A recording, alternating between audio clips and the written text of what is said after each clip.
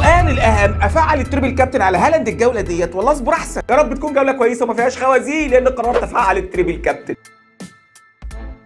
ان فرقه ساوثهامبتون حرفيا هي اقل الفرق في كل الاحصائيات، هي رقم 20. مش بعيده نلاقي واحد زي هالاند في الجوله الجايه قدام فرقه ساوثهامبتون يفرغ الكابتن اللي جواه اللي بقاله 3 جولات مش عارف يسجل. عشان كده يا عزيزي المشاهد انا شايف ان ممكن افعل التريبل كابتن على هالاند الجوله دي.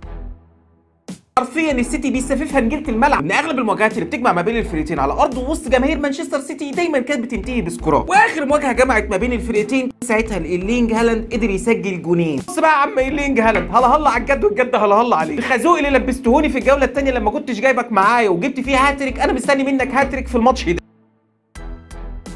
تن تن تن تن تا مراسم تفعيل التريبل كابتن يا رجاله. نا نا نا نا نا نا نا نا. في فيديو لمجموعه كده ما تفهمش دول عساكر بس ايه يعني، وشايلين تابوت وعمالين يرقصوا. نفسي اشغل الفيديو ده وانا بفعل التريبل كابتن على هالاند الجوله دي. دن دن دن دن دن دن دن دن دن. اعمل لكم موسيقى تصويريه. تريبل كابتن في طريقه الى التفعيل يا رجاله. تريبل كابتن بيتفعل يمين. ادوس ايوه اخيرا دوست التريبل كابتن. ربنا يستر علينا بقى. ولايف رياكت على التريبل كابتن الايرلينج هالاند. هيرفع هالاند جول جول جول والجون الاولاني والجون الاولاني. دقيقة 50 دقيقة 50. وبعدين يا جدعان انا بدات اتوتر. سافيو بيسقطها جوه ال 18 عدل هالاند. يا نهار اسود يا نهار، مش ممكن مش ممكن. درامي ازاي قلب فعلا نوير. هالاند لحقها. هالاند اللي حطها بره. يا بوب بتخزوقنا يا عم، اصبر يا عم عبود، ان شاء الله مش هنتخزوق. لا انا متفائل ان شاء الله هالاند هيجيب التاني. يلا يا هالاند بقى، يلا يا هالاند بقى. شكلها هتخلص كده يا بوب، ربنا يستر. لا ان شاء الله ان شاء الله ان شاء الله تخلص باحسن من كده. يعني انا رضيت بالهم وقلت انا عايز جونين، بيحطها بالعرض، هو جون فاضي يحطها بالعرض. ده بيستهبلوا، ده اسمه استهبال. ولا اتعصبت ده هبل اقسم بالله. اصل اللي بيحصل ده هبل. هالاند يبقى جايب جونين على اقل واجب. كان بيقول لي طلع من البونص، هو مين اللي طلع من البونص؟ هيطلع من البونص هو اللي جاب جول الماتش. ده حلو قوي الكلام ده. تريبل ضرب. تخيل لما التريبل فشل على هالاند قدام ساوثهامبتون. الحمد لله.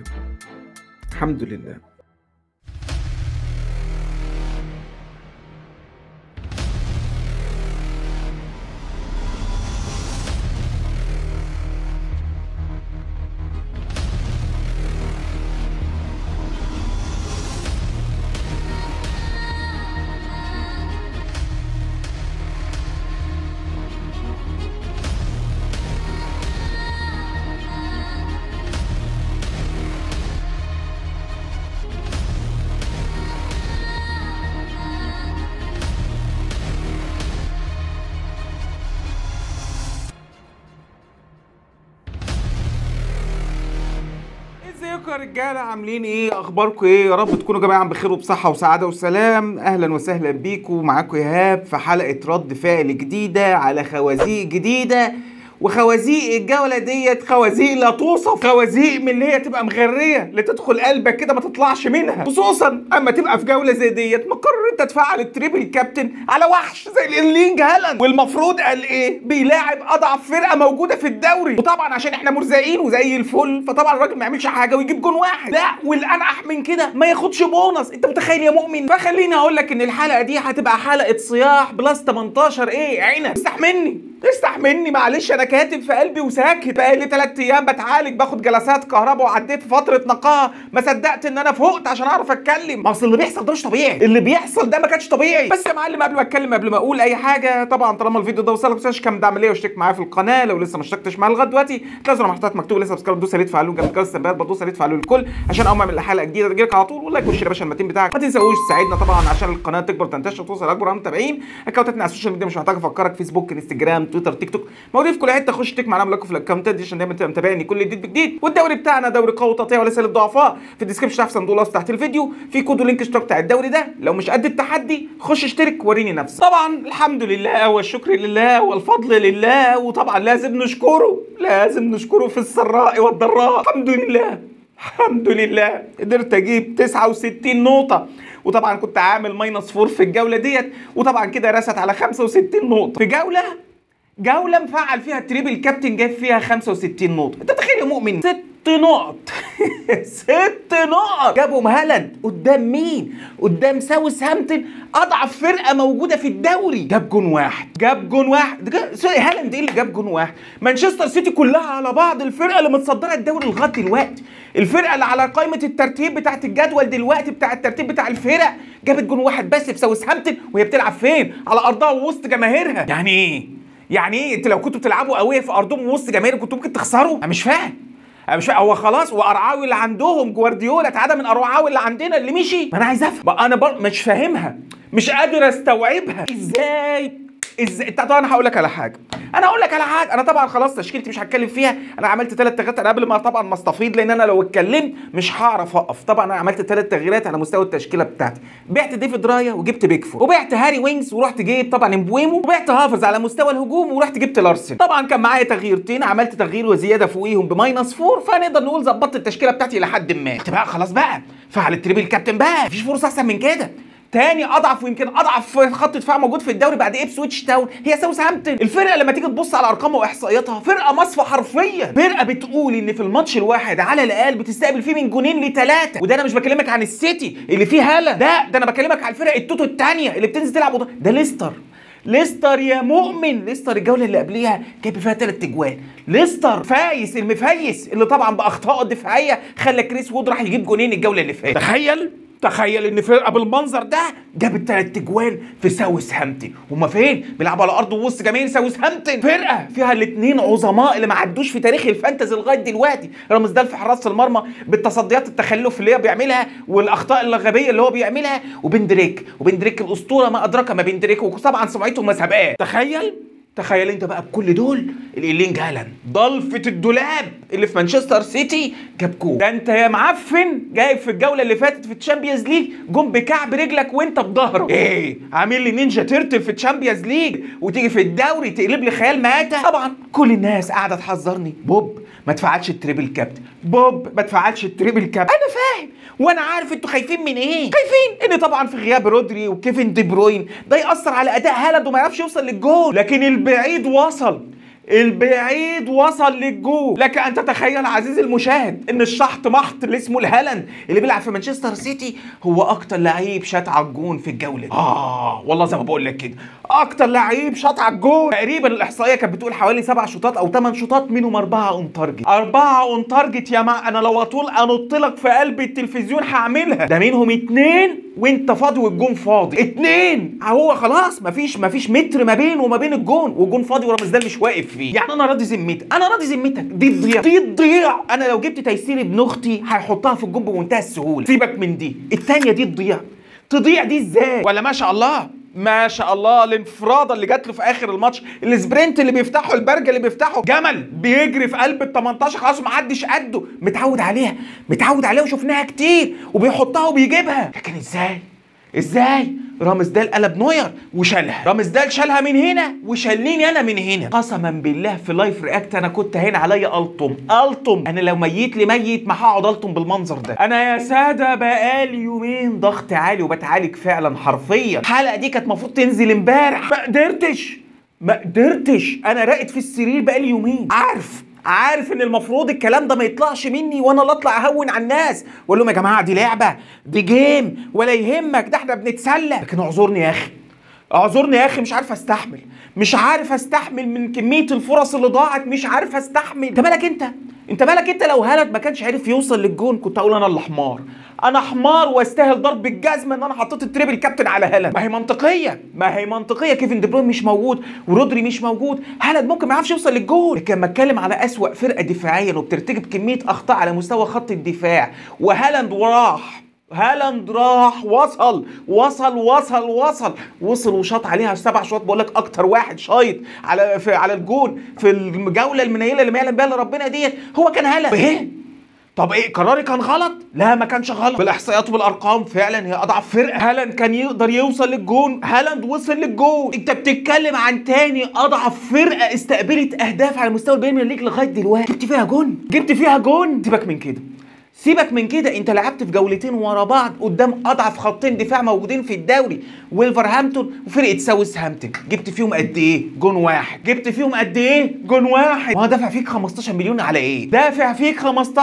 على ايه؟ على جمال فخادك؟ انت بترمح في قلب الملعب وعمال تجري وما بتجيبش جوان. طب انا سايبك ليه؟ فهمني، سايبك معايا ليه؟ سيبك من كده. طب انت خزوقتني في بدايه الموسم ليه يا بعيد؟ روح يا شيخ منك لله، حرفيا بقول روح يا شيخ منك لله. دمرت لي الموسم بتاعي، زهقتني في عيشتي. كان لازمتها ايه العفرطه اللي عملتها في اول 3 جولات وانت زي خيبتها؟ من ساعه ال3 جولات ما خلصوا، وال4 جولات اللي خلصوا في بدايه الموسم لغايه دلوقتي ما عملتش حاجه. 7 جولات جبتم فيهم قد ايه؟ 7 جولات فيهم جبت جون انت تقريبا. يعني انا مش فاهم، هو انت مستقصدني؟ يعني انا عايز افهم، انت مستقصدني؟ طب معنى كلامي اللي انا كنت قايله في بدايه الموسم ان انا اخد قرار اخش من غير هالاند عشان مستواه زفت، ما كانش غلط. لكن اللي انت عملته ده، هاتريكين في جولتين ورا بعض يا مفتري، 6 جوان بتريبل كابتن. يعني الناس اللي جايباه كده انت بالنسبه لهم جايب لهم 12 جون فاتوني في اول 3 جولات. طب لما انت احول بالمنظر ده وما انتش نافع، طب كان لازمتها ايه؟ يعني انا عايز افهم، اما يبقى واحد زي حضرتك كده طول بعرض بهيبه رابط لي شعرك بتوك، ما تفهمش انت بتاكل ايه ولا بيطفحوك ايه ولا انت ديتك ايه، تبقى انت بالمنظر ده تجيب في اضعف فرقه في اضعف خط دفاع موجود في الدوري جون. لا والانكت جون من غير بونص، ذل قهري. يعني حتى ما تهنتش ب3 بونص من وراك يا معفن، 3 بونص عشان حتى تبقى معوضه بعضها شويه. 18 نقطه تريبل كابتن، 18 نقطة. أنا زي ما قلت لك مشكلتي من أنا مش إن أنا يعني إن أنت مثلا ما وصلتش، لا أنت وصلت. أنا مشكلتي إن أنت ضيعت، أنا مشكلتي إن أنت ضيعت. وغير كده بقى اركن هالاند على جنب، وعايز أمسك جوارديولا ومانشستر سيتي الناحية التانية. أفهم تكتيك ايه التكتيك اللي انتوا بتقعدوا تلعبوه على حدود ال18، كل واحد ياخد بقى، سافيو ياخد الكوره ونونيز ياخد الكوره ويرقص ويلف ويروح ويجي ويباصي وياخد ويرجع، مفيش عرضيات. ما عرفتوش حاجه اسمها العرضيات. جوارديولا بيه افندي ما علمكوش ان انتوا تعرضوها جوه ال18 لعمود النور اللي واقف في قلب ال18. تهببوا ايه الكوره اللي انتوا بتهببوها دي؟ ده انت لولا ستر الله كان ساوثهامبتون كان ممكن تجيب جون التعادل وتطلع متعادله مع السيتي. متخيل ساوثهامبتون يتعادل مع السيتي؟ بقى انا عايز افهم عشان هموت من القهر. المشكله فين؟ ما تقوليش كيفن دي بروين، ما هو وصل، بقول لك وصل. انا طبعا ما اقدرش اقول على قرار انه كان غلط، بدليل ان الراجل شايط 7 شوطات 4 منهم متارجت، مضيع كورتين والجون فاضي. اللي عايز افهمه ليه بيحصل لي كده؟ يعني الناس اللي خدوا ريسك في اول الموسم قدام ابسويتش تاون دول احسن مننا؟ احنا برضو خدنا ريسك في جوله وبيلعب على ارضه وسط جماهيره قدام تاني اضعف من خط دفاع موجود في الدوري. اشمعنى؟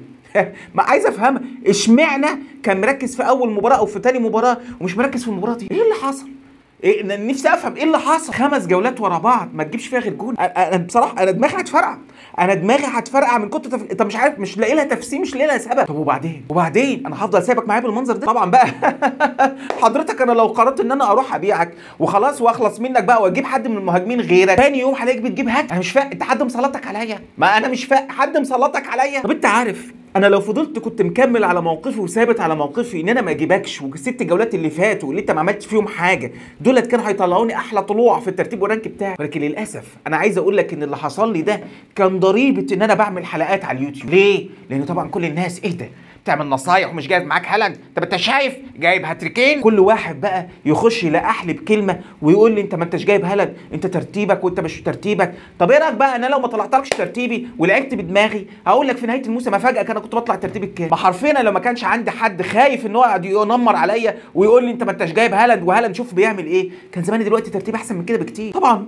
انا مهما اتكلم ومهما اقعد اقول انا يعني ما فيش اللي جوايا انا مش عارف اطلعه. كل الكلام اللي انا اتكلمته ده اللي جوايا اكتر منه بكتير، ولكن يعني خلاص اللي حصل هنعمل اللي حصل حصل. في بقى ماتشين كمان او ماتشين ثلاثه كمان انا نفسي اتكلم عنه. الماتش الاولاني الماتش اللي كان ما بين ايفرتون وفرقه فولهام، ماتش كالفريت لوين، وكان يوم الندامه يوم ما قررت ان انا اجيب كالفريت لوين وما اجيبش معايا كريس وود. ده قرار اتحاسب عليه، ده انا قرار استاهل فيه. ما شاء الله ملك الارقام وملك الاحصائيات والتسديدات والاكس جي والكلام ده كالفريت لوين بيه، لكن يترجمها لام جوان ونقط ما بتحصلش. فيها بيه حتى الجون اللي انت جبته اتحسب تسلل عشان التوته بتاعتك. انا مش فاهم. طب انت في لعنه عليك انت كمان عليك لعنه في ايه؟ هو انا كل اللي جايبهم ملعونين؟ ما حدش عارف يسجل، ما حدش عارف يوصل، ما حدش عارف يجيب ايه؟ اروح انا بجيب لكم. حرفيا انا قاعد بتفرج على الماتش واتفرج على كالفريت لوين وبتحسر من جوايا. عارف الاغنيه بتاعت اللي بيقول لك انا بتقطع من جوايا؟ دي حرفيا دي حالتي وانا بتفرج على كالفريت لوين كل جوله. ما اقدرش ابيعه وعند ساوثهامبتون الجوله الجايه، ما اقدرش، مضطر خلاص، ذنب عليا ومكتوب لازم استحمله لغايه اخر لحظه. اما بقى الماتش الثاني اللي عايز اتكلم عنه هو الماتش اللي بيجمع ما بين مانشستر يونايتد وفرقه ويست هام. برضه طبعا هو تمت اقاله تين هاج والراجل غار وراح خلاص في 60 داهيه مالناش دعوه بيه. تختلف بقى تتفق الراجل كان حلو الراجل كان وحش، تكتيكاته مش تكتيكاته، ايا كان الكلام ده مش هنتكلم فيه دلوقتي. انا عايز افهم برضه هي المشكله فين. وخلي بالك انا اغلب مشاكلي اللي بتحوط حوالين اللعيبه اللي ما بتعرفش تسجل. انت عارف ان مانشستر يونايتد في ماتش زي ماتش ويست هام ده جايبه كورتين في العارضه وثلاث كور انفرادات تقريبا واسمه ايه ده فابينيسكي صدها حرفيا مرتاح. مانشستر يونايتد في ماتش زي ده تبقى مسجله 3 4 تجوان، في واحده فيهم تشيل يعني انا لو من تين هاج واروح واقع فيها. الكوره بتاعت دالوت والجون فاضي، فابينيسكي طلع دالوت عرف ياخد الكوره وكمل، كان هو والجون فاضي يمرح في ارض الله الواسعه، يقوم حاططها ببطن رجله معليها سيكه مطلعها فوق العارضه. ايه يالا في يالا؟ طب عايز ايه تاني؟ طب نعمل لك ايه؟ دي مش شغل مدرب، ده تخلف عقل. ان انت تبقى قدام الجون وفاضي وما تعرفش تحطها، لا ده كده هبل. سيبك من دي. برونو فرنانديز كان في لقطه ليه في الشوط الاولاني اتسقطت له الكوره وهو في قلب ال 18 بالدماغ حطها من فوق العارضه. والله من فوق العارضه هو لوحده، هو فابينيسكي في قلب ال 18. ايه في ايه؟ ما انا مش فاهم فين المشكله؟ انتوا لو متفقين توقعوا الراجل بالمنظر ده مش هتبقى بالمنظر الفج ده. صحيح فابيانيسكي تألق في كورتين 3 ولكن حرفيا ويست هام كانت مالطه حرفيا. تحكيم خير يا بيه. التحكيم دي ضربه جزاء ترضي ربنا. وانت لما رحت اتفرجت على الشاشه بتاعت الفار كنت بتتفرج على ايه؟ كان جايبين لك سبيس تون؟ يعني دي تتحسب ضربه جزاء. والحركه بتاعت كوناتيه لما شال فيها رجل مارتينيلي ما اتحسبتش ضربه جزاء. ما انا ما بقتش فاهم وحاسس ان الموضوع مقصود. اشمعنى مانشستر يونايتد دايما القرارات المجحفه دي دايما بتتاخد ضده؟ شوف يا اخي سبحان الله ما بتحسبلوش ضربات جزاء ابدا. ينضرب ويتبهدل ويتوقع ويتكسر واللاعيبه تتبهدل جوه ال 18 وما تاخدش ضربات جزاء. الكلام ده انا مش بكلمه لك دلوقتي، لا ده انا الكلام ده بكلمه لك تقريبا في اخر 2 3 سنين. التحكيم حرفيا واخد موقف ضد مانشستر يونايتد. ما تفهمنيش، ملهاش منطق تاني غير كده. سيبك من كده. رحنا جبنا فان نيستلروي قال ايه علشان يمرن اللعيبه ويدربهم على دقه الانهاء والفينش الاخير. ايه في ايه؟ يعني انت ايه يا فان نيستلروي؟ طبعا انت مسكت طبعا دلوقتي مكان تين هاج واكيد طبعا انت مزقطط وفرحان. انت كلاعب كبير واسطوره على دماغي من فوق وانا كنت بحب. معلش ما تقنعنيش ان انت هتبقى احسن من تين هاج. ده انت بقالك من ساعه البري سيزون لغايه دلوقتي العيال مش عارفه تعمل فينش عدل. الكلام اللي طالع لغايه دلوقتي ان تقريبا مانشستر يونايتد خلاص بيخلص مع اموريم مدرب سبورتنج لشبونه، الراجل اللي مقدم اداء مميز معاهم بصراحه. لكن هنا العزيز المشاهد المشكله مش في المدرب، ما احنا غيرنا مدربين كتير ومدربين كتير جت للفرقه طبعا بتاعت مانشستر يونايتد ومشيت وتالقت مع فرقه ثانيه. المشكله مشكله لعيبه. المشكله عندنا في مانشستر يونايتد هي مشكله لعيبه فعلا. انا لغايه دلوقتي مش لاقي حاجه للاداء السيء اي تبرير غير ان اللعيبه دي متفقه ان هي تمشي تين هاج. معلش يعني او اجواء المعسكر بتاعت الفريق مش احسن حاجه، فغالبا بيبقى بره تركيزهم. الراجل بيفتعل معاهم المشاكل او في مشاكل ما بينه وما بين اللعيبه، فالعيال مش عارفه تركز مش عارفه تشوط عدل. عبيط انا وهصدق الكلام ده وخلاص وقلنا مفيش مشكله. ولكن خليني اقول لك ان النقطه الايجابيه الوحيده اللي هيتعاقدوا فيها مع اموريم ان انا هشوف شغل، هشوف 1 2 كده بتتلعب، بيهدوا على الكوره، بياخدوا الكوره ويقفوا عليها، ما بيجروش زي الهوب. في خطه، في كوره بتتبني من تحت، في كوره هتتوقف على الكوره. طبعا في حاجات كتير هنشوف تكتيك كتير بتتعمل. اهم حاجه بقى ان انا اشوف التكتيك دي اللعيبه دي بتعرف تطبقها وتعرف تنفذها. ما اصل دي هي كانت نقطه الضعف عند تين هاج. احنا مش شايفين خطه، مش شايفين شخصيه، مش شايفين طريقه لعب. احنا عارفين كنا بنتفرج، كل اللي يقدر يعمله ويقدره ربنا يعمله. فعلى العموم الايام هتبين وهنشوف كده الموقف بتاع مانشستر يونايتد مع المدرب الجديد هيبقى ايه. الماتش بقى الاخير اللي عايز اتكلم عنه هو الماتش الاخير طبعا وكان قمه هذه الجوله، الماتش اللي جمع ما بين ليفربول وارسنال.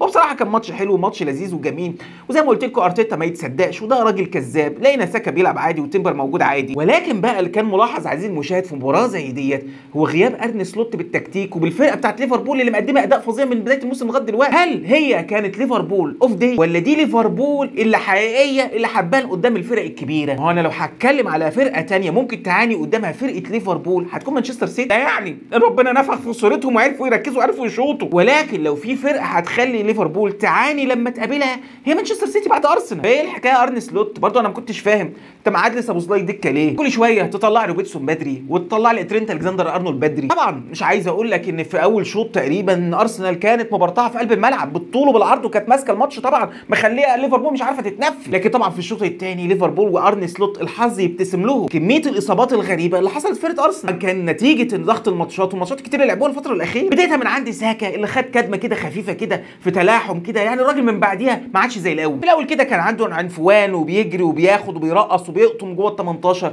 من بعد الخبطه والوقعه دي تقريبا دي كانت في نهايه الشوط الاولاني، من بعديها ما عرفش يعمل حاجه. هو كمل، الراجل كمل وكان طبيعي يكمل. ارتيتا بره لو لقاه بينزف هيخليه يكمل بره. لكن طبعا بقى تعالى اللي كمل على ارتيتا وارسنال اصابه جابرييل. الراجل وقع اكتر من مره في الملعب وبعد كده في الاخر ما قدرش يكمل وطلب التبديل. ولاجل الحظ ان تيمبر كمان وراه يطلع هو كمان مصاب. تعالى انت بقى يا عم ارن سلوت، محمد صلاح هاته في النص، هاته في العمق وطرف لويس دياز. بدل كنت ما تبقى مصمم على داروين نونيز انت كنت ممكن تجيب لويس دياز كده وتجيب جاكبو كده وفي النص محمد صلاح. كان زمانك خلصت الماتش من بدري قوي، مش كنت تطلع متعادل، لا بالعكس كنت هتطلع كسبان. طبعا لولا التالق بتاع داروين نونيز انه عرف يحط طبعا تبصيه عدله ويعمل اسيست عدل لمحمد صلاح اللي برده انهائه كان كويس فيه، مش بعيده نلاقي ارن سلوت بليفربول بكميه الاصابات اللي حصلت في ارسنال والدروب اللي وقع طبعا في مستواهم نلاقيه بيخسر قدام. ولكن ده يخلينا ان احنا ناخد بالنا من فرقه ليفربول ان اضمن واحد فيهم يكون عندنا من تشكيلتنا من الفرقه ديت هو محمد صلاح. لا تقول لي بقى دفاع ولا دياز ولا جاكبو ولا جوتا ولا الكلام ده كله، هو محمد صلاح الكل في الكل حرفيا كينج اللعب. الجولتين اللي الناس كانوا خايفين منه وقال لك ده مش هيعمل حاجه وعشان ماتشات صعبه، هي الجولتين اللي الراجل سجل فيها. ولكن على العموم هي في المجمل في النهايه كانت جوله كويسه وكان فيها نقط كتير وناس كتيره جابت نقط كتير. لكن طبعا يعني الغير محظوظين اللي زي حالاتي اللي راحوا فعلوا التريبل كابتن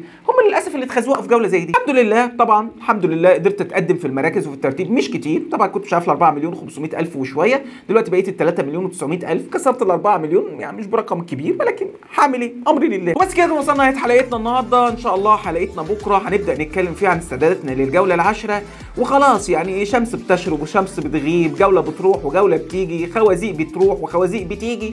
نحاول نستعد بقى للخوازيق الجديده ونشوف مع بعض اهم النصائح واهم الاستعدادات اللي اقدر استعد بيها للجوله العاشره، وان شاء الله الجوله اللي جايه تبقى اوفر حظا من الجوله اللي فاتت. اتمنى خير والسعاده والتوفيق لكل الناس، وما تنساش تنزل انت كمان تطمني عليك في الكومنتات وتقول لي عملت ايه في الجوله اللي فاتت، سهمك احمر ولا سهمك اخضر، وتقول لي هل انت كنت من سعداء الحظ اللي ما فعلوش التريبل كابتن ولا من سيئين الحظ اللي زي حالاتي اللي فعلوا التريبل كابتن.